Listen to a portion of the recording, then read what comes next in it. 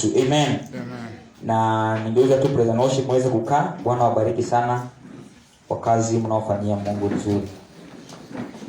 Na baada ya ibada naomba tu washirika wote tusitoke, tutabaki ili tuweze kufinalize hiyo anniversary yetu kwa sababu ni sisi na tuhitaji sote. Praise the Lord.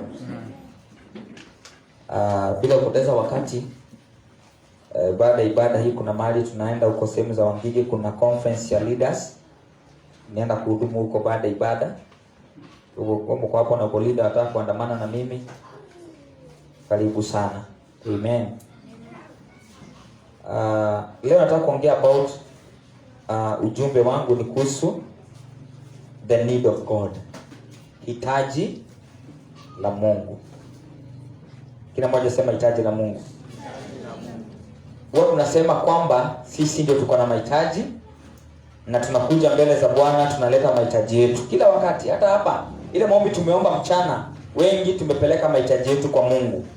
Bado shajiuliza pia Mungu anakuwa na hitaji. Kuna siku shajiuliza hitaji la Mungu ni gani, nikutane nalo pia. Maana Mungu pia anakuwa na hitaji. Na kwa sababu tumeongea kwa muda mrefu sana na pia tumeomba sana na tumehubiria kwa muda mrefu ya kama Mungu atakutana na mahitaji yetu, Mungu atatuponya, Mungu atatufanyia. Haya yote ni mahitaji yetu watu tunatarajia Mungu akutane nayo. But leo nataka kuongea kuhusu hitaji la Mungu. Praise the name of the Lord. Amen. Mungu anakuwa na mahitaji. Amen. Hiyo microphone ongezeo bass kidogo. Mungu pia anakuaga na mahitaji. Na before niendelee sana, wakati kwa tunaomba hapa kuna kitu Bwana ameongelesha moyo wangu. Nimesikia sauti ikisema ya kwamba mkuu wa ulimwengu huu ameshahukumiwa tayari kwa maisha yetu. Praise the name of the Lord. Amen. Na nikasikia ndani yangu Bwana akinielekeza kwamba kuna watu ambao wamekaliwa na wakuu fulani kwa anga zao. Nikasikia sauti ikisema mkuu amekwisha hukumiwa. Na leo tunasema mkuu yote amekalia maisha yako ameshakwisha hukumiwa. Can somebody say amen? Mkuu wote amelimit maisha yako leo amehukumiwa. Mkuu wote ametatiza maisha yako na magonjwa ameshahukumiwa. Mkuu yote ametatiza future yako isiendelee, nasema leo amehukumiwa in the name of Jesus, na ondoke kwa maisha yako milele. Amen. Now nataka kuongea about the need of God. Let's go in the book of Genesis chapter 2 verse 15. Genesis ni kitabu cha Mwanzo.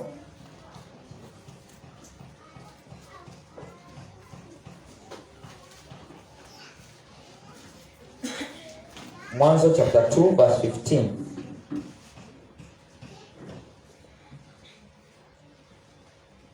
Na ukifika hapo utasema amen.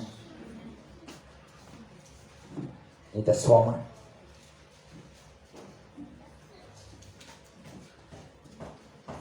Mwanzo chapter 2 verse 15 ama Genesis sura ya 2 kuanzia mstari wa 15. Inasema Bwana Mungu akamtoa huyo mtu akamweka katika bustani ya Edeni ailime na kuitunza. Bwana Mungu akamwagiza huyo mtu akisema, matunda ya kila mti wa bustani waweza kukula, lakini matunda ya mti wa ujuzi na mema na mabaya usile, kwa maana siku utakapokula matunda ya mti huu utakufa hakika. Bwana Mungu akasema, si vema mtu huyu awe peke yake, nitamfanyia msaidizi wa kufanana na yeye. Amen. Hebu tuige chapter 3 verse 8. Hiyo Genesis 3:8. Kisha wakasikia sauti ya Bwana Mungu akitembea bustanini wakati wa jua kupunga. Adamu na mkewe wakajificha kati ya miti ya bustani, Bwana Mungu asiwaone. Praise the Lord. Now, ninaposema about the need of God, hapo tumesoma Mwanzo chapter 2 verse 15. Inaongea vile Mungu alivyokuwa wakiongea na Adam alipokuwa katika shamba. Hiyo hadithi inaonyeshana kwamba Mungu kila mara alikuwa anakuja kutembelea Adam. Na walikuwa na ngumzo kila wakati. Na hapo 3:8 tumeona walisikia steps za Mungu zikikuja. Kwa hivyo Mungu alikuwa akiwatembelea severally. Adam alikuwa na fellowship na Mungu. Adam alikuwa na uhusiano mwema na Mungu. Bwana Yesu asifiwe. Na kwa muda ambaye walitembea na Mungu, Bwana alikuwa, record inaonyesha kwamba kila masaa ya wakati jua limekaribia kuishia pande ule mwingine, walikuwa nasikia Mungu anakuja. Wanasikia step zake. Alikuwa akitembea kama mwanadamu. So alikuwa akitembelea Adam kila wakati. Kwa hivyo tunaona kwamba hitaji la Mungu la kuumba mwanadamu ni wawe na ushirika na yeye. So the need of God, Adam alikuwa akitimiza kwa sababu Mungu alikuwa na fellowship na yeye. Alikuwa na accommodate Mungu kila siku. Mungu naye alikuwa anapendezwa na ushirika wake na mwanadamu. Biblia hatuambii kwamba alikuwa na ushirika na simba ama alikuwa akitembelea elephant, lakini alikuwa akitembelea mwanadamu kila siku. Wanakuwa na ushirika pamoja. Wanaongea, Mungu anampatia historia ama anampatia hadithi. Adam anapatia Mungu hadithi vile ambavyo simba ameshinda akitembea, anampatia historia ya swara, samaki vile zimeshinda. Wanakuwa na hiyo ngumzo. Na wakati Mungu alikasirika sana wakati Adam alifanya dhambi. Maana maandiko yanasema alipofanya dhambi na akafukuzwa, aliondolewa katika presence ya Mungu. Na kuombea Mungu akawa akituma manabii na makuhani wakijaribu kurudisha mwanadamu kwa presence ya Mungu. Maana hitaji kubwa la Mungu na mwanadamu ni wawe na ushirika. Mungu anasikia akiwa comfortable sana akiwa na mwanadamu, wakiwa na fellowship, wakiwa na ile unity, that union with God. Hiyo ni kitu ambacho Mungu anaidhamini sana. Na ndio tunasema kwamba Mungu aliumba kila kitu, lakini kitu moja alishindwa kuumba, alishindwa kujisifu. Mungu hawezi akajipatia sifa. Mungu hawezi akajiabudu. Lakini alikuumba wewe na akaniumba mimi tumsifu. Hiyo ndio hitaji lake Mungu. Bwana Yesu asifiwe. Ukitaka kuwa rafiki ya Mungu, patia Mungu ibada yake ya sifa. Patia Mungu ushirika wake. Patia Mungu time na yeye. Hiyo ni hitaji moja Mungu anakuwa nalo kwetu sisi. Na basi unapata wakati tunakuja katika nyumba, tunakataa kuja katika nyumba la Mungu, tunanyima Mungu hitaji hilo. Wakati shetani anatukuta kwa manyumba anatuambia tumechoka, tulifanya kazi nyingi jana, leo relax, ukae kwa nyumba ufue nguo, kuna hitaji hilo unanyima Mungu. Na siku moja Bwana akamwambia Israeli, mimi ninaitana kwenu, mnakataa kunisikiliza. Ninawaambia nirudieni, mnakataa kunirudia. Akawaambia na mimi mtaitana, na mimi sitawasikia. Kwa hivyo ni kusema wakati wote Mungu anahitaji, wewe umtimizie hilo hitaji unakataa. Unajitafutia sababu zako za kutopatia Mungu hitaji lake ama kutimizia Mungu hitaji lake. Unamnyima haki yake na yeye anasemaga na wewe utakuja tu. Praise the Lord. Kanisa ndio mahali pekee tu ambaye shetani anapiganaga na ibada za watu wa Mungu. Kwa mfano, mtu akupigia simu akwambie anakutembelea Monday, unatoaga sura yake. Akamwambia kwa ujui niko kazi. Tafuta siku nyingine ambaye siko kazi ukuje, mimi naingia job saa 2 natoka saa 12. Lakini hebu pigia Mkristo Sunday. Umwambie fulani nataka kutembelea, karibu sana. Utakuja saa ngapi? Saa 4, karibu sana. Alafu naambia Mungu, si unaelewa nimetembelewa na mgeni. Bwana Yesu asifiwe. Hata kuna watu kunanyeshaga, anaambia Mungu, Baba, si unaelewa kumenyesha, wacha nikae kwa nyumba. Kile umefanya ni hitaji la Mungu ako nalo kwako, umemnyima. Kwa sababu unapokuja katika nyumba la Mungu na kuabudu Mungu, kila sauti ambayo inatolewa hapa inaenda direct kwa Mungu differently. Ile sifa kama utapatia Mungu sio ndio ambaye Bwana atapatia Mungu. Kila mmoja sauti yake ya ibada kwa Mungu inakuwa tofauti. Na basi Mungu alitumba kila moja tupatie ibada. So wakati umekataa kuja kanisani kupatia Mungu ibada yake, umemnyima right yake. Haleluya. Kuna dada moja tulishia naye ni wa church. Na nikaona akiwa wa kipekee sana, na nikaona si wadada wengi wako kama yeye. Hiyo kitu kanishangaza sana. Hata nimwambia wewe ni wa kipekee kati ya wengi. Nilikuwa nimemwambia si kama alikuwa fundishe ama aongea about giving Sunday. Alafu kumbe wazazi wake wakatembea, walikuwa watembea Jumapili na masista na dada yake mmoja. Na alikuwa kuja afundishe hapa. Duno aliwaambia mkuje saa 8. Na yeye mwenyewe akamka mapema akapika. Akaja chakula hapo zikiwa hapo kwa zimeiva. Dada yake na mama yake wakuje wajitamshie yeye ameenda kanisani. Nikamwambia wewe ndio mtu wa kwanza nimeona ukiwa kipekee sana. Wengi wanasemaga si Mungu ana mzazi anaku. Praise the Lord. Unasikia vile mnanyamaza kwa sababu kama ni wewe haungekuja. Angalia jana mmoja ungekuja kama ni wewe. Ungeandika message pastor, au unaandika dad, I'm not able to come. My parents wame visit. Praise the name of the Lord. Wapenda tena niwaambie kuna malaika anakujaga each and every Sunday kwa kila ibada. Anachukua record za watu waliokuwa kanisani. Vile walikuwa wanafanya. Na unajua kuna Mkristo ananga malaika wake, record inachukuliwa every Sunday. Ma-absentee wanaandikwa absentee. Walikuwa present wanaandikwa. Record yako inachukuliwa each and every time. Na ukiendelea kuwa absentee, malaika wanapenda ripoti. Sunday fulani hakupatikana. Mwezi huo alipatikana mara moja. Alikuwa wapi? Shughuli zake zinaandikwa absentee. Kila umefanya umenyima Mungu haki yake. Hitaji lake umemnyima na kuja kumpatia sifa. Wanyama hawezi kumwabudu Mungu. Milima na miti kama ina mbao kama hizi haziwezi kumwabudu Mungu. Mungu aliumba mwanadamu peke yake atimizie Mungu hitaji lake la kumwabudu.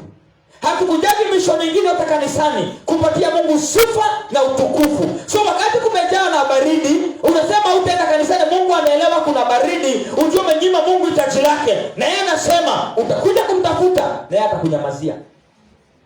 Usifurahie kila wakati uko absentee in the house of God. Rekodi yako inaharibika huko. Yohana anasema kwamba akaona vitabu vimefunguliwa vya matendo ya watu. Ni kusema kwamba chochote unafanyanga vinaandikwa. Absentee inaandikwa. Unajipatia sababu hata vile ulifikiria inaandikwa. Amen. Hata kuna wengine wanamkaa asubuhi, unaambia Mungu, unaanza kusema niende, nisiende, niende. Unasikiza feelings zako. Praise the Lord. Okay, niangalie tu jirani, mwambie haleluya. Mwambie rekodi hata saa hii inachukuliwa. Amen. Okay, muulize. Hii mwaka tangu ianze absentee zako ni ngapi mbinguni? Asikujibu, mwambie muulize tu hiyo swali. Kuna watu mtafika mbinguni mtashangaa sana. Absent. Bwana asifiwe. Na wengine zile vitu vinafanya mu-absentee kwa church. Ni vitu vingine ambavyo hata ukiviangalia kwa Mungu as make sense. Hata kuna msichana ambaye nasomana naye high school. Friend of mine for many years. Hata kama wewe ungefanyaje, I come to visit. Alafu ujue shetani ni mwerevu sana.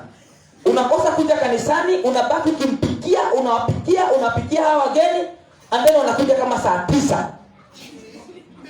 Alafu anakuja kwambia, mimi sikuli nipate tukachapo kabisa. Umeswali 3 hours kuwapikia. Na hukuenda kanisani. Daktari anambia wanasemaga in balanced diet. So, tunataka tukachapo na kachai nusu glass. Na umegonga machapati karibu 200 umezipata hapo. Wapendwa, tusipoelewa mbinu ya shetani ya kuattack watu wa Mungu on Sunday, tunyime Mungu nidi yake ya kumpatia sifa. Kuna vitu fulani kwa maisha tutakuwa tunazimisi. Kwa siku Bwana alikuwa kinenea siku moja nikiomba akaniambia, kuna watu wa mnaadmire maishani. Watu ambao wametembea na mimi mnawaadmire. Mnasema ningetaka kuwa kama yule. Bwana akaniuliza, hao watu mshaika chini kujiuliza kile ambacho wamepitia na ile gharama wamelipa ndio wafikishe hapa. Maana level kama hizi zingine hazifikaki tu hivyo. Kuna gharama ambazo utalipa za kupatia Mungu ibada every Sunday, every Tuesday, every day ambapo kuna ibada bila kuacha. Mungu akiangalia commitment yako kwake, unamtimizia hitaji yake bila unataka, hakuna sababu itazuia Mungu asikubariki. Watu wengine mna claim blessings ambazo kwa level ya juu, iko kule chini. Amen. Kuna siku niligonjekaga malaria kali sana, ikawa siwezi kutoka kwa kitanda. Na mchungaji wangu akatangaza kwa ibada akisema sitakuwa mimi ni mgonjwa. Mimi nilisema sitakaa kwa nyumba. Nilitoka church, mahali nilikuwa tunaishi ndio niende church. Ni mahali natumia 1 hour. Lakini mimi nitumia almost 4 hours nikafika church saa 6. Pastor aliniona akastuka. Unakuja kidogo naenda napumzika. Na sweat. Naingia kibanda nasimama.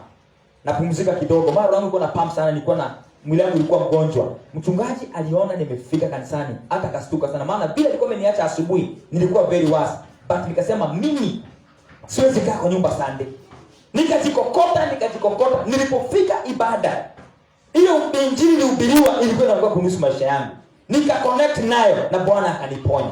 Maana sikutaka kunyima Mungu need yake ambaye nafaa kumpatia kila Sunday. Praise the name of the Lord. Leo sisi Mungu amenipea. Mimi ukipanga wakati wa ibada hautakuja kunikosa kanisani. Si kwa sababu mimi ni mchungaji, si kwa sababu sina kazi ya kufanya. Nimesha commit maisha yangu ya kwamba any need ya kupatia Mungu sifa, ya kumuomba, nitakuwa hapo all the time. Na mimi nikafika mahali nikawa nikishana na mchungaji nikamwambia, mimi kuna kitu Mungu amenipea. Na nimediscover kwamba kitu hii nimeipata kwa sababu ya kutumizia Mungu hitaji lake. Praise the Lord. Amani ya moyo. Sitaki kwenda kulipa church show 1000 ndio nifurahi. Amen. Sitaki kwenda Mombasarani kasimu huko boat na maboti huko na nini, nikipiga maji kama bata hapo ndio nifurahi. In the presence of God there's a fullness of joy. Hapo ndipo furaha inapatikananga. Maana hapo ndipo unapatia Mungu hitaji lake naye analiliza amani. Wapenda, kuna mahitaji nyingi ambazo tumezikosa maishani. Maana sisi tumekataa kupatia Mungu hitaji lake. Amen. Amen. Hata kwa ndio semaga leo Mungu ni kama hataki niende church. Simona vile kuna baridi. Alafu ile sweta na banga ya baridi nilifua jana. So Mungu hataki niende. Baka unasema kama mbingu nakubaliana na wewe, na kumbe ni kipepo. Ndio kinaongelesha moyo wako hapo. Na wengine tu homa tu. Mtoto alienda vizuri, unasikia asubuhi, hacha. Sasa Mungu unaona usiweze na chati mtoto akitoa yachio. Wacha tukae naye kwa nyuma. Hizo ni sababu ambazo shetani anatuleteaga each and every Sunday ndio lituzuie kutimiza the need of God. Amen. Mimi kuna siku nilikuwa nimeatakiwa. Ilikuwa ni every Saturday. Mtoto anagonjeka usiku. Vikia alikuwa anavalishwa sweta hapo na mama yake jioni Saturday tu. Alikuwa ni kadogo hiyo siku. Nikasikia kama amesema, "Mama nilivunja mkono." Umenivunja mkono? Kaambia umevunja mkono wasi nimeona ukivalishwa na kuna mahali umevalishwa vibaya. Haya, mimi kuangalia mkono wa mtoto ikaanza kufura. Kufura kabisa. Nikashindwa kwani amefanya nini? Kwa mtoto ana mfupa kwa sababu sasa kuvalishwa sweta inavunjika. So mama yake kaniambia si kesho tunaenda Bagadi. Nikasikiza mbingu, nikajua hii ni pepo. Imeingia imekamata mtoto, nisiende kanisani. Nikamwambia tufanye hivi. Mtoto ni wetu na huduma ni ya Mungu. Tutagawana. Wewe uende hospitali na mimi niende kanisani. Na tukafanya hivyo. Nitupili pale mbele na kumbe shetani akinihubiria. Basi unapata tumaini na wako ako Bagadi. Yaani unahubiriwa kwa akili unasikia tu. Hey. So nikamaliza injili nikachukua ndugu moja nikamwambia twende. Waenda mtoto alipigwa picha, hakuna hata shida ilikuwa kwa mtoto, akafungwa kamba fulani hapa na kipengele kingine. Tukakuja nyumbani. Jioni saa 1 napata mtoto anarukaruka huko hayako mahali. Nikajua ni ibada ilikuwa inapigwa. Wapenda kama unakuja kanisani sababu hauna kitu ya kufanya ole wako. Ufalme wa Mungu ni vita na kung'ang'ana. Praise the Lord. Don't allow devil to put you down. Elewa mbinu zake za kukuzuia Sunday kuja kanisani. Elewa mbinu zake za kukuzuia Wednesday kuja kwa ushirika. Elewa mbinu zake za kukuzuia mahali popote kwenda katika ibada. Most of the time tactics za shetani ndio zinatumika kuzuia watu kuja kanisani. Haya, tukamaliza hiyo wiki. Hiyo wiki nyingine ilipofika Saturday, usiku imani na yeye ndio huko. Kakaanza kuwa kwa moto na kalikuwa salama tu. Yaani unashika mtoto hivi unasikia kama ile shinga. Joto tunamtoa nguo joto ishi. Na mpanguza kitambaa ya maji huku haipungui. Mama yake ananiambia si kesho tunaenda Bagati. Nikamwambia wewe enda, tunaenda kanisa. Bwana Yesu asifiwe sana. Asubuhi tukaamka yake aenda Bagati kama Saturday ile nyingine tu, na mimi nikaenda church. Nikahubiri tu na hakikisha hata watu washirika wapenda hata wajui nini napitia. Na wanasema wamebarikiwa hiyo neno sana. Na mimi sasa hiyo nimegongwa. Ibada ilipoisha nikachukua ndugu mwingine. Twende tukaone mama mpaka ndugu akashindwa kwani tunataka tu kila Saturday. So tukaenda. Mimi nilikutana Ima kakimbia huko nikashindwa. Huyu yule mtoto alikuwa mgonjwa. Kwanza mama yake nini could happen? Atemepewa maji tu na akapona. Maji tu. Nikamuza na zimejaza dramu 3 kwa nyumba. Hata ile ingekuja dramu hii moja tu baada ya kunileta huko. Bwana sio sifie sana. So nikakuja kwamba hii ni the need of God. Shetani anapiganaga na sisi sana tusimpe Mungu. Mpendwa, kama hauna sababu yote ila sidhani gani na shangani gani hiyo, haufai kukosa kwenda kanisani. Kwa sababu kinyima Mungu hiyo hitaji, unaumizaka Mungu sana. Maana kama kuna kitu Mungu alishindwa ni hiyo, na wewe ndio uko nayo. Kwa mfano, kuna wengi mnaomba mnaambia Mungu, Mungu naomba ukuje usitumane. Yaani unaona akitumane kama utatimiziwa haraka, wewe mwenyewe kuja. Na yeye kuna siku anasemaga, na wewe pia nakuhitaji kanisani usitumane, lakini hata upatikane. Sinaona utamuita kesho aseme hebu kaka, si hata yeye Sunday sikuona. Anyamaze tu. Praise God. Hebu tuangalie point ya pili about the need of God. Exodus chapter 3 verse 2.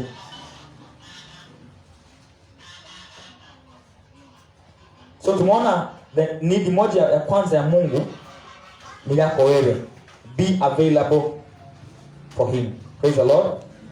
Be available all time. Umpatie ibada yake na atafurahia. Exodus chapter 3 verse 2.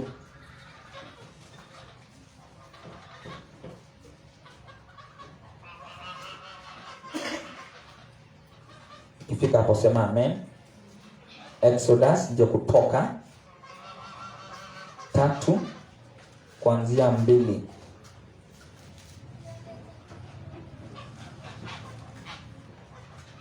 If you are there say amen. Malaika wa Bwana akamtokea katika mwali wa moto uliotoka katika kijiti. Akatazama na kumbe kijiti kiliwaka moto, nacho kijiti hakikuteketea. Nataka turuke mpaka mstari wa 10.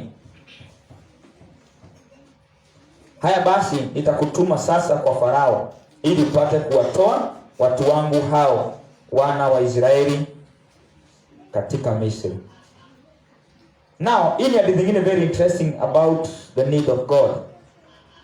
Mungu alihurumia Israeli kwa sababu ile miaka walikaa kwa mateso, ama walikaa katika nchi ya Misri, waliishi huko katika utumwa miaka 430. Na ikafika mahali Mungu akataka kuwakomboa. Mungu akawa nahitaji mtu wa kutuma nikomboe Israeli. Nitatuma nani? Alipoangalia nchi yote kando kando huko, akaona Musa ndio ako available. Na Musa alipokuwa akilisha kondoo za baba mkwe wake, aliona mti fulani kijiti kinateketea, kinawaka moto. Lakini akiangalia hakichomeki, hakianguki. Akasema hebu niende nikajiangalilie nione nini kinaendelea. Alipofika hapo akasema sote nimemuita kutoka kwa hiyo mti. Musa. Akasema mimi niko hapa. Akaambia toa viatu vyako, maana mahali hapo simamapo ni patakatifu. Akaambia nimesikia kilio cha wana wa Israeli, nataka kwenda kuwatoa huko na kuna miujiza nitafanya. Akapewa kahadithi kengi sana na Mungu. But Bwana akamalizia kumwambia wewe ndio nataka kutuma. So ni kusema nini? Mungu akawa na hitaji la mtu atakaye tuma. Musa na yeye akaanza visababu vyake. So wakati wote Mungu anapokuwa na hitaji na wewe, usipatie Mungu visababu. Wakati Mungu amekuappoint, amekwambia enda ufanye hivi, ni hitaji la Mungu. Hako na hitaji na wewe. Hako na hitaji fulani ambaye wewe ndio unaweza kutimiza. Don't fight with God. Musa akamwambia Mungu, tafuta mtu mwingine, mimi sijui kuongea vizuri. Nitaenda kumwambia Firauni ni nani amenituma. Nitaambia Israeli Mungu huyu yuko wapi? Akatafuta visababu vingi. Bwana akamwambia, ni nini uko nacho mkononi? Akasema, ni fimbo. Achilia chini, ikawa nyoka. Akamwambia, chukua tena, ikarudi. Akaambiwa, enda na hiyo fimbo yako, nitakuwa pamoja na wewe. Mpendo, wakati umetimizia Mungu hitaji lake, hauhitaji mambo mengi. Unahitajika just to obey. Ambia Mungu, yes, nitafanya hivyo, kwa sababu hilo ndilo hitaji la Mungu. Katika nyumba hii kuna watu Mungu amewaita, ako na mahitaji. Hata kutuma kwa hubiri, hata kutuma kwa peana ujumbe, lakini una visababu vingi ambavyo unasimamisha mbele za Bwana. Ati Mungu, naomba unitumie malaika nimuone kwa macho ndio niamini. Mungu, ningetaka. Wacha visababu vingi. Mungu anahitaji mtu. Na kama anakuchagua, sema yes Lord, I'm here. Praise the Lord. Na Musa akatumika, akatoa Israeli, na Mungu akafanya miujiza mingi, na Israeli wakatoka nchi ya utumwa. Kile ambacho wanadamu tunahitaji ama kanisa la Mungu ni kwamba ukishajua Mungu anahitaji gani kwako, ama ni nini Mungu anahitaji, you just obey, the rest mwachie yeye. Maana miujiza ambaye Mungu alifanya, alitumia fimbo ya Musa. Sio fimbo zote zilikuwa hizo zilikuwa na anointing, but ile ilikuwa na anointing ni hiyo ya yule ambaye amekubali kutumika. Hallelujah. Amen. Uliza jirani yako, wewe ni kabila gani? Mwambie, Kenya kuna makabila mengi, lakini Mungu amechagua wewe wa hiyo kabila. Na mwambie, si kabila iko na anointing, ni wewe utabeba anointing. Bwana asifiwe sana. Unajua Kristo tunaonaga mtu ametumiwa sana, tunajua kutafuta ni nini ambaye akona, ama ndio ikizungu iko na anointing. Watu wanasomea kizungu wanaona haina upako. Unakuta mtu mwingine anaongea lugha ya nyumbani, labda ni Kikamba tu, ajui Kiswahili wala Kikuyu wala kabila nyingine, lakini yule anayeongea iko na anointing. Unadhani niyo kabila yake iko na anointing? Anointing inakuwa hapa. Bwana Yesu asifiwe. So Musa katii na Bwana akamtumia. Hiyo ni hitaji la pili, ya kwamba Mungu anapokuita akiwa na hitaji na wewe kubali. Amen. Na kuna majaribu mengine mtapitia kwa sababu ya kukataa kusikia vile Mungu anavyotaka na nyinyi. Hebu tuangalie tena Matthew chapter 26 verse. Tuone hitaji lingine. Mtu mmoja alijua kwamba Mungu akona hitaji na yeye na akafanya. Matthew 26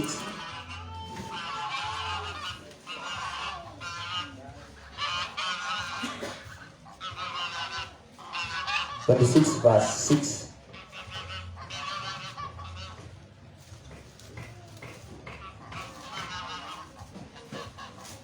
Mathayo 26 kuanzia mstari wa 6. Mathayo ni New Testament chapter 26 verse 6. Inasema hivi: na Yesu alipokuwepo Bethania katika nyumba ya Simeoni mkoma, mwanamke mwenye kibweta cha maramu ya dhamana kubwa alimkaribia, akaimimina kichwani pake alipoketi chakulani. Wanafunzi wake walipoona wakachukiwa, wakisema, ni kwa nini upotevu huu? Maana maramu hii ingeliweza kuuzwa kwa fedha nyingi wakapewa maskini. Yesu akatambua, akawaambia, mbona mnataabisha mwanamke? Maana ni kazi njema aliyonitendea mimi. Kwa maana siku zote mnao maskini pamoja nanyi, lakini mimi hamnami siku zote. Maana kwa kunimwagia mwili wangu maramu hii, ametenda hivyo ili kuniweka tayari kwa maziko yangu. Amini nawaambieni, kila patakapohubiriwa injili hii katika ulimwengu wote, tendo hili alilotenda huyu litatajwa pia kwa kumbukumbu lake. Can somebody say amen? Amen. Mama huyu, ukisoma historia yake, alikuwa anaitwa Martha. Na Martha alikuwa anajulikana, alikuwa ni kahaba. Na mama huyu, kwa sababu amesikia vile Yesu anahubiri na injili yake vile imemguza, alishindwa ni nini yeye atapatia Mungu ya dhamana kama hitaji kwa Mungu. Akaona ile pesa yote ilikuwa nayo alichukua, akaenda kanunua mafuta ambayo ilikuwa very expensive perfume ama oil, ambayo ilikuwa very expensive in those days. Na Maandiko yanasema kwamba alikuja nayo kwa chupa kubwa, na hakutaka kujua na kina nani wako pale. Hakutaka kujua watasema aje. Hakutaka kujua rekodi yake ilikuwa aje. Aliipasua na akaanza kumwagilia Yesu kwa kichwa.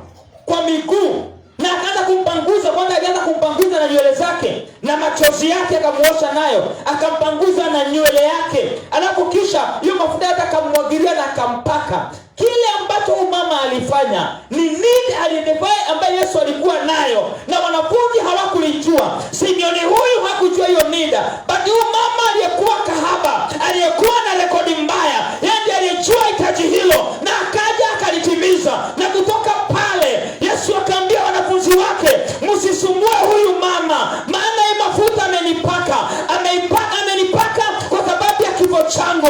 Na akasema kwa sababu ya hichi kitendo huyu mama ametenda, mahali popote injili itahubiriwa ulimwengu, huyu mama atatajwa, maana ali-identify the need. Amen. Praise the Lord. Wapendwa, kama mnataka kuwa na future nzuri maishani, jua Mungu anahitaji nini. Identify the need of God na we meet. Huyu mama hakutaka kujua expensive ambayo mafuta imetoka. Bado unasikia wanafunzi wake wanakompare. Wasema ni kitu hiki gani ambacho mama amefanya? Haya mafuta ni ya bei kali sana. Na hivyo ndivyo watu wengi wanakuaga. Wakibarikiwa ama one baraka, mtu amebarikiwa na ameleta sehemu kubwa katika nyumba la Mungu, wanasema hiyo pesa ni nyingi sana kupeleka kanisani. Na wengine wanakuambia hiyo ungechukua hii pesa upeleke mayatima, ungechukua pesa upeleke children's home. Hizo comments zote zinaongelewa huko zikipinga the need of God. Ndio hii pia waliraise, wakasema hii mafuta ingeuzwa ipewe maskini. Yesu akawaambia, maskini mko na wao siku zote, lakini mimi hamuko pamoja na mimi. Wacheni na huyu mama. Wapendwa, kuna watu ambao Mungu anatafuta atengeneze rekodi zao, watu ambao watameet his need. Mungu ana mahitaji. Na hii story inaongelea about the church of God and the body of Christ in general. Kuna mahitaji mingi sana Mungu anataka to meet kwa kingdom yake. Mungu anakuhitaji kuja kanisani mwake umfanyie kazi. Mungu anahitaji kufanya mambo fulani kwa sababu ndio hitaji ambalo Mungu ako nalo. Hakuna siku Mungu atakuja katika hii nyumba aioshe.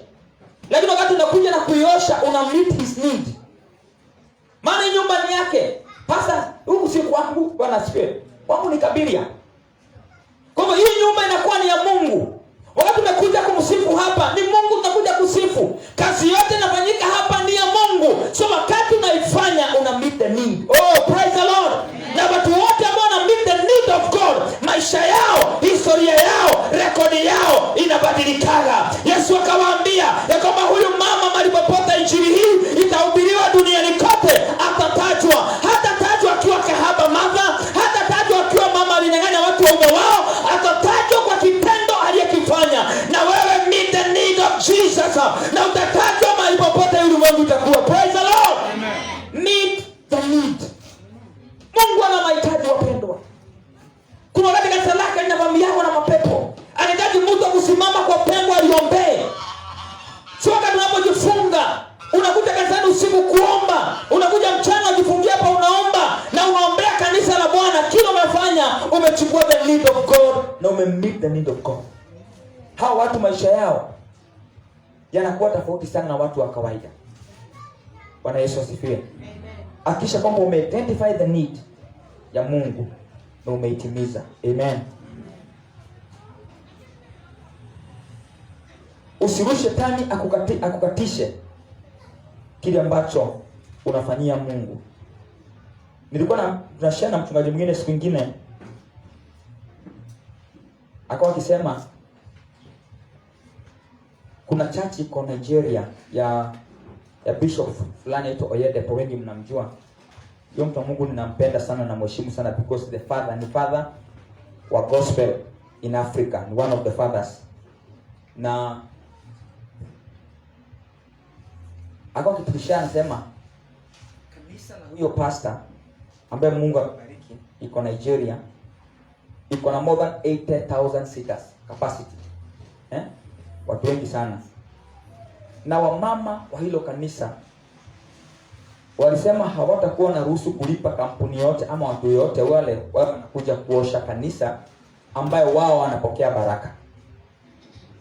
Sasa wakadecide wakasema ni sisi tutakuwa tunaosha hilo kanisa.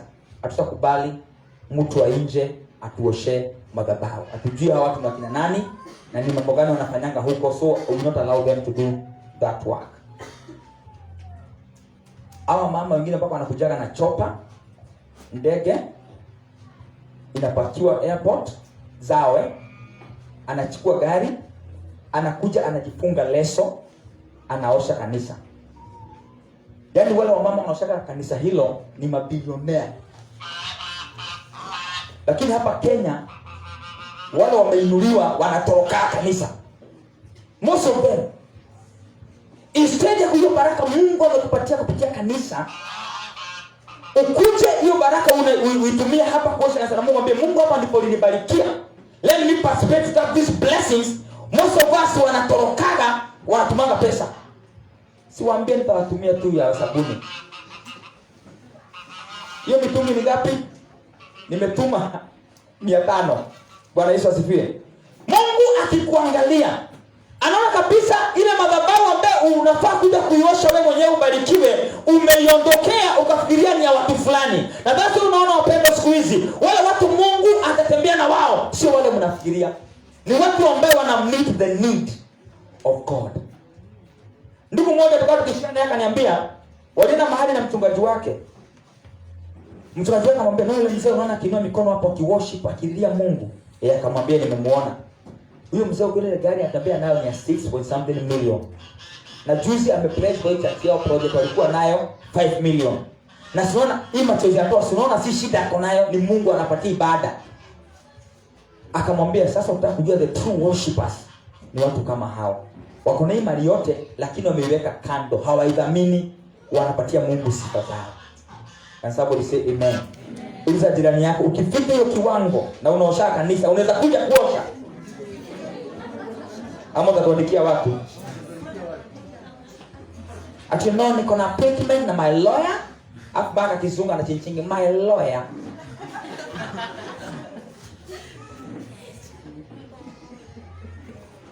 Up down there. Kuna tujina tu vocabulary wanakanga. Yaani badala atumie kizungu tu ya kawaida nasikia up down there. Praise the Lord. Na akipigiwa simu apatikanaje kila wakati iko busy. May the Lord help us. Praise the Lord. Huyu mama alipatia Yesu the best. Wapendwa, acha kuambia kitu moja leo na ushike hii. Kuna mahali hamutakuja fikishana na Mungu hadi ufike mahali umpatie all of your best. Yaani kile ambacho unapenda sana cha dhamana kwako, umpatie Mungu. Kuna kiwango hautakuja kujua vile Mungu anakuwa mpaka umpatie your best. Huyu mama kile alikuwa nacho amebakisha, ndio alipelekea Yesu na akampaka. Na from there life yake ka change. Na hiyo mafuta aliyempaka hapo iliyobakia ndio Yesu alienda kupakwa mwili wake alipokufa na kina Mary. Gospel ya Martha mpaka leo inahubiriwa kwa sababu ya kitendo alichokifanya. Meet the need. Amen. Uliza jirani leo hii, tuseme Bible inaandikwa vingine tena iongezewe, unaweza wekwa hapo?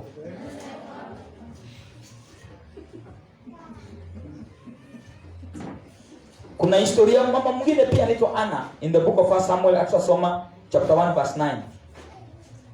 1 Samuel 1:9. Wengi mnajua historia ya Anna.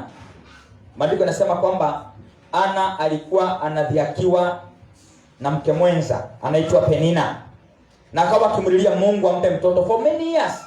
Lakini Mungu hakumpea mtoto. Bado kangoja. Until hapo tumesoma, ukisoma kuanzia verse 7, 8 and 9.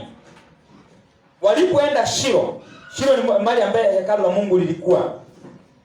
Wakaingia Shilo, wakafanya ibada kama kawaida. Ana akatazama kwa nyumba la Mungu. Akaona huyu mzee Eli amezeeka. Watoto wake nao wameacha njia za Mungu, wanafanya vitu vingine. Akasikia ameumwa sana, akaona nyumba la Mungu linahitaji mtu. Maana wale wanafaa kuachiwa kazi, wamecompromise.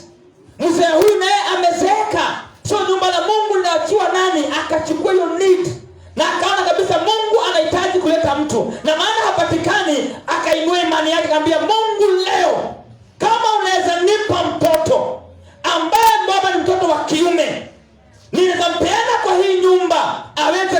kumshughulikia. Mungu aliposikia ile ombi akasema now you have talk. Umeona my need. Akampa mtoto. Mahitaji mengine tunadileishwa kwa sababu haziendemani na need ya Mungu. Wengine wanaomba wapewe watoto ndio onesha wengine wanaweza pata watoto. Kwanza wanaume wabaya huku ukiwasikiza wasianga vituko.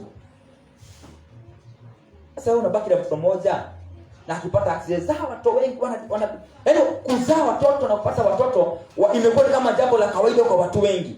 Lakini Ana aliona the need. Akamwambia Mungu ukinipea hitaji hili itakuwa limetimizwa. So hebu nikuulize, wakati wote unapoomba Mungu akupatie kitu, unaombanga ndiposa utimize hitaji la Mungu ama ujijustify wewe mwenyewe? Amen. Mungu, ningetaka unipatie Range Rover,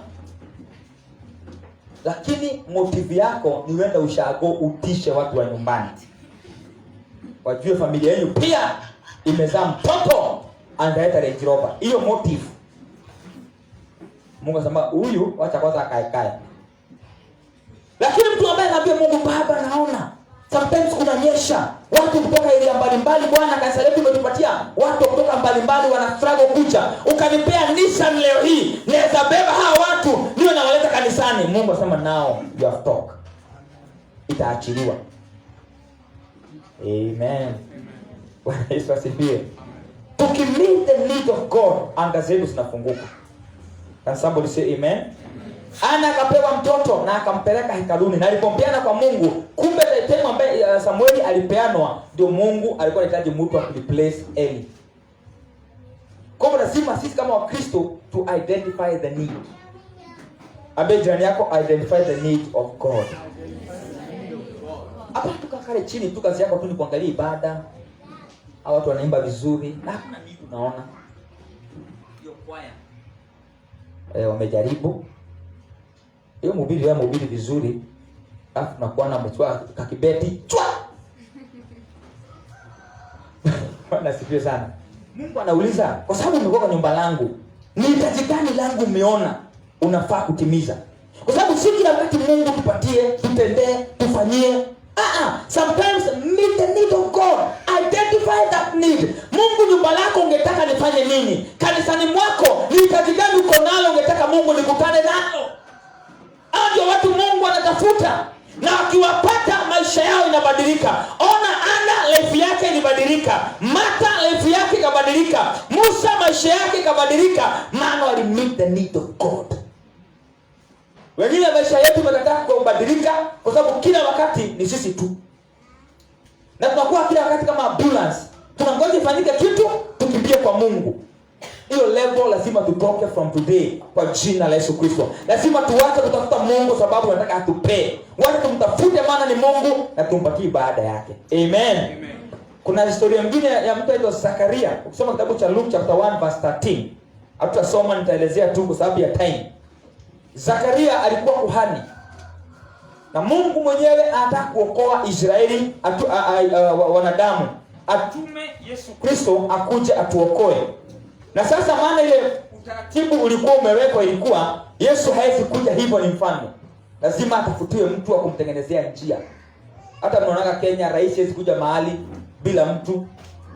Watu unapata mapolipo na convoy inatumangwa, inatengeneza barabara, inatoa watu kwa njia. Magari zinawekwa kando. Rais kwanza apite. Na Yesu maana ni mfalme, hangekuja kijua kali. Lazima kwanza angetumiwa mtu. So Mungu ako na hitaji. Ni nani atakayetumika kuleta Yohana atengenezea mwanangu njia? Alipoangalia hivi, macho yake kamulika Zakaria. Hata kama alikuwa mzee na mke wake Elizabeth walikuwa wazee, walipokubali kummeet the need, Mungu shosho huyu ambaye amezeeka, Mungu hakutaka kujali miaka ako nayo, alibeba katoko. Can somebody say amen? Ambaye ndani yako when you meet the need of God, it doesn't matter your weakness. Kwa wakati na ngeli siaka toto kwa tumbo Elizabeth hata alishtuka sana. Yaani praise the Lord. Unajua shosho nyanya ambaye ako na around 80 and 90 years Alafu baadaye anakuja nakwambia, "He, demolito." How do you think? Hebu fikiria Joshua 8. Hapa anakuambia, "He, kana ruka kwa tumbo." Unaona kama wewe unasema, "Hii labda amerogwa, hii labda ni uchawi." Hawakuamini. Lakini kwa sababu Zakaria na Elizabeth wamekubali ku meet the need. Katoto alikabeba for 9 months. Kakakuja kakazaliwa. Na maandiko yanasema kwamba watu wote wakafurahia kuona Mungu amekumbuka Zakaria na Elizabeth. Wao walifurahia mtoto, lakini hawakujua mtu huyu ali meet the need. Kuna miujiza itakuja kwa maisha yako. Watu hawataelewa nini kimefanyika, lakini wewe utajua maana ume meet the need. Meet the need of God and you see wonders. Praise God. Amen. Rekodi ya Elizabeth kwa vijiji na majina alikuwa ameitwa, Mungu akaiondoa, akaitwa mama yake Yohana. Nasema kuna watu Mungu atabadilishia majina waki meet the need of God. Hallelujah. Amen. Mtu mwingine ambaye pia wakati Mungu aliona hasa mtu akutengenezea mwanangu njia amekuja, Mungu akawa na hitaji lingine, nahitaji kutuma Yesu ambaye ni mwanangu pekee aokoe watu. Lakini nani atakayemleta? Kwa sababu plani ya Mungu ilikuwa Yesu damu yake isiwe mixed ya man and woman. So lazima iwe pure blood ambayo lazima ibebwa na mwanamke bila mwanaume kuhusika. So Mungu alipokuwa akitazama anatafuta akaona Mary. Na Mary huyu maana tunasema kwamba alikuwa proposed na jamaa ile Joseph. Wanapanga kufanya harusi, wanapanga kuoana kama kawaida vijana wasichana wanapokuwa kipanga harusi. Mungu na yeye, unajua Mungu ni wa ajabu. Yaani anapangwa mambo bora tu ume meet the need. Nafikiri hata nani aliona ni kama amedhulumiwa Yusufu. Bwana Yesu asifiwe sana. So malaika akaja akamkuta akiosha tu vyombo asubuhi. Akaambia, "Mary, kageuka." Na alikuwa amefunga mlango, alipata mtu ndani. Yaani Mungu hakuna njia zipitia as long as utamit his need. Akastukia mtu ako ndani kwa nyumba. Kama ndio umejaliwa neema na Mungu, Bwana pamoja na wewe, umebarikiwa kuliko wanawake wote. Ili kumaanisha kwamba alikuwa amekuwa chosen kutoka kwa wanawake wengine. Sasa Mary akajiuliza, "Hii salamu za aina gani?" Akaambia, "Sikiza. Utapata mtoto mwanaume." Hebu tusome hapo. Hiyo ndio verse kitabu ambacho tutasoma ya mwisho. Usikie vile ambavyo Mary alifanya. Luke chapter 1 verse 38. Maana Mungu ako na hitaji la kuleta mtu duniani ambaye ni mwanawe na ameona mtu wa kutumia. 1:38. Luke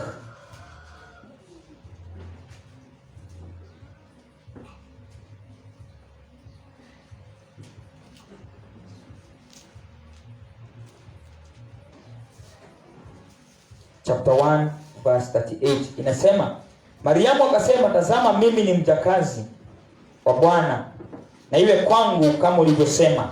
Kisha malaika akaondoka akaenda zake. Alipoambiwa atapata mtoto mwanaume na akapewa instruction vile atafanya, na yule mtoto atamuita Yesu, malaika alinyamaza aone kama Mary atakubali kubeba the need of God. Mary, kuna swali moja aliuliza malaika, "Itawezekanaje na mimi simjui mume?" Maana Mary alikuwa virgin girl.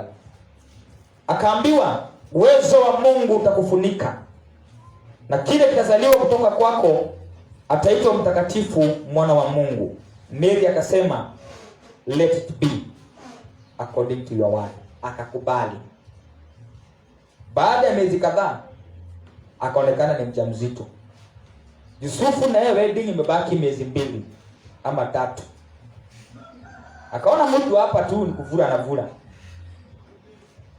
Biblia inasema kwamba Yusufu alikuwa mzee muungwana. Akaona hata haibisha Mary, atamwacha kwa siri, atafute msichana mwingine. Lakini maana ni Mungu mwenye kuanzisha mambo haya, na Mary ndiye amekubali kumit the need. Huyo Mungu aliongelesha Yusuf. Praise the name of the Lord. Akamtokea usiku, ambaye Joseph ili si kwamba ni jamaa amempatia mimba, ni mimi Mungu. Okay, hebu kama ni wewe aje?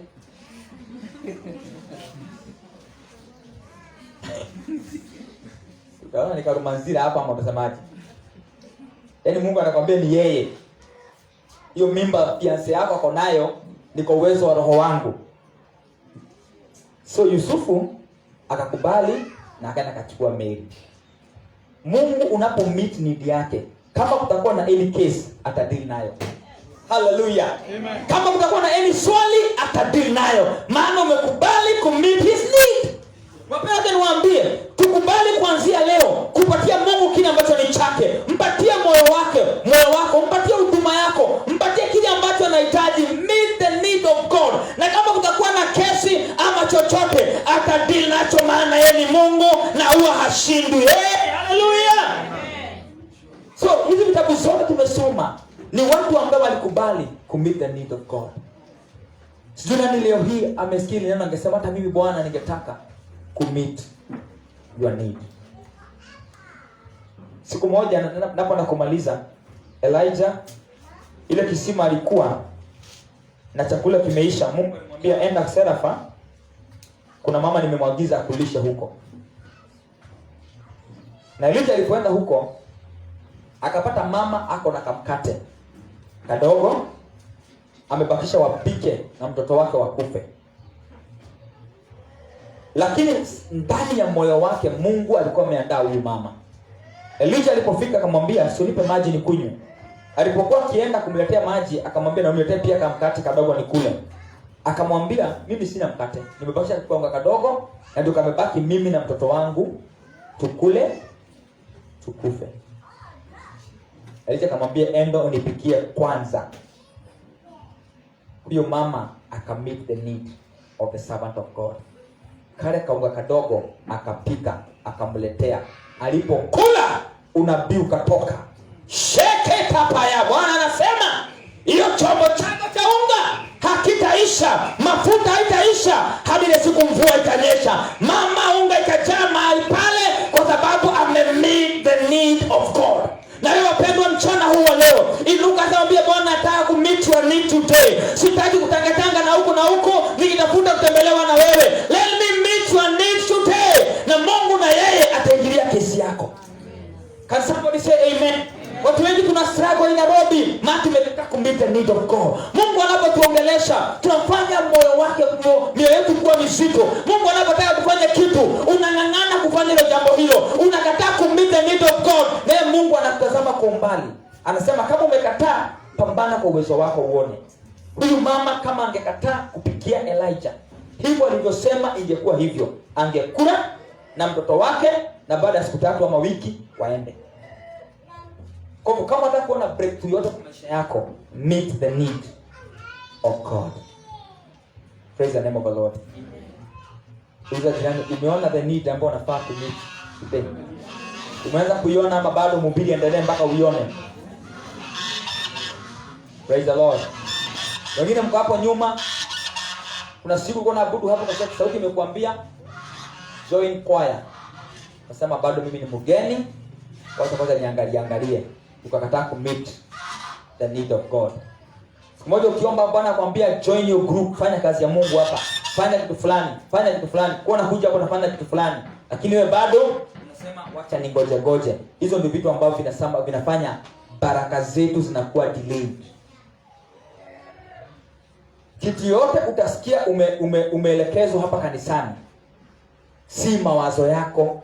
Hivyo ndivyo Mungu anaongeaga. Hello? Mungu utamsema na kitarumbeta ati akuongelesha hivi naongea.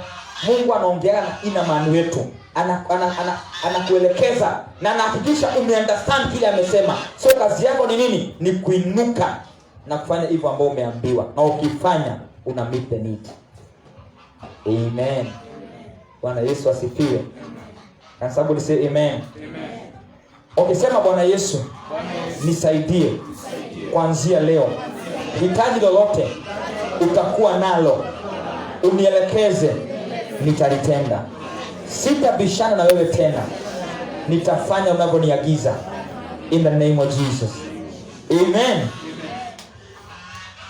Siku moja Mungu akamwambia mtumishi fulani, maana mtumishi alikuwa ametumikia Mungu sana na akawa ana struggle sana kwenda kwa church maana hana gari. Na akawa naomba Mungu nipe gari ya kwenda huduma, maana hii kazi yangu sometimes nafika nimechelewa, kuna jam, kumenyesha na struggle sana. Na hiyo hakukuwa na huba enzi hizo. Na alikuwa na 1,100 kwa account yake. Bwana akamwambia, chukua hiyo 1,100 uende showroom fulani nikakupatie gari huko. Bwana asifiwe. Akasikia, maana meet the need. Akatoka na akaenda. Akiwa showroom, ile gari anauliza, ile ilimpendeza, ilikuwa na 1.7 million. Sasa anamwambia, na mnakuwa wajinga. Yaani 1,100 na anaingia na test. Baada akajua kama si Mungu ananiambia nikuje, maana nataka kufanya kazi yake sawa. Kazunguka, akaiangalia, akaigurumisha, katestiwa hapo ni nzuri, akamwambia rombo kwiko bla bla bla. Akitoka akiangalia, jamaa mmoja akawa anapita hapo kwa fence ya showroom. Akamuona. Mchungaji, Bwana asifiwe. Amen. Unafanya nini huku? Nimekuja kuangalia gari, wacha nije kusaidia kuangalia. Wakamwambia ni mzuri, hata nakunywaga vizuri bla bla. Sasa pastor akamwambia hiyo wa showroom, wacha niende, nitakuja. Huyu jamaa akamuuliza, kwani huko anaichukua leo? Nilikuwa kupata kuangalia zimu pendezwa na gari. Ndio kuja baadaye. Huyu jamaa akasense, ama una pesa tosha. Auza mchungaji, kuna ngapi? Yenyewe ndugu mimi nilikuwa na 1,100, na Mungu aliniambia nikuje. Na sasa nimekuja, nitakuongezea hizo zingine. Amen. Alitoka na gari mpya kwa showroom. When you meet the need of God, hakuna kitu Mungu hawezi akafanya. Wapendwa, kuna njia ambazo zinafungua anga zetu na baraka zetu. Lazima tuombe Mungu atusaidie kuzijua. Kuna mtu anakuja tu nyumba tu aoshe tu, from there uone Mungu amepatia shamba. Mungu sasa ufanye kitu kubwa ya kubariki, but uwe obedient ya meet his need. Praise the name of the Lord. Hata kama mtu kwa church tu Bwana akwambie, nataka mwezi huu nipe stima. Hata kama si pesa mingi, wewe kama stima ya 150 tu ama 200, ile tu Mungu amekubariki nayo. Au ni nyingi, but because meet the need. Hiyo faithfulness yako, hiyo obedience umekuwa nayo kwa Mungu, hiyo peke yake ikufungulie mlango mpaka mwenyewe usituke. Maana hiyo ndio mahitaji ya Mungu. Hallelujah. How many people Mungu amewadirect wafanye kitu wakakataa? Hebu nione mkono yao. Okay. Hawakukuja. Na wale waliambiwa wakafanya, hebu tuone. Oh, wow. Praise the Lord. Ubarikiwe sana kwa kutii. Kwa hivyo wapendwa, kuanzia saa hii hilo neno limetuongelesha. Let's meet the need of God. Tusimame kwa jina la Yesu. Tunaenda kuomba kwa dakika chache. Watu waombe na walio nyumbani ndio tuweze kufunga kipindi hicho. Baba, ni asante kwa wale ambao wametutazama kutoka nyumbani ama mahali popote wanapotutazama. Tunawaombea baraka zako ziwe juu yao Bwana. Hata wale wanatazama kupitia kwa YouTube, bariki maisha yao. Waonekanie mfalme, watendee mema Jehova Jire. Maisha yao isibaki vile tena. Wakumbuke, wainue. Wacha Bwana wakutane na hitaji lako. Walitimize. Na wewe Mungu utaweza kuwapeleka mbali. Asante Roho wa Mungu, maana umenisikia na hata umetenda. Na ni katika jina la Yesu Kristo tumeomba na hata kuamini. God bless you.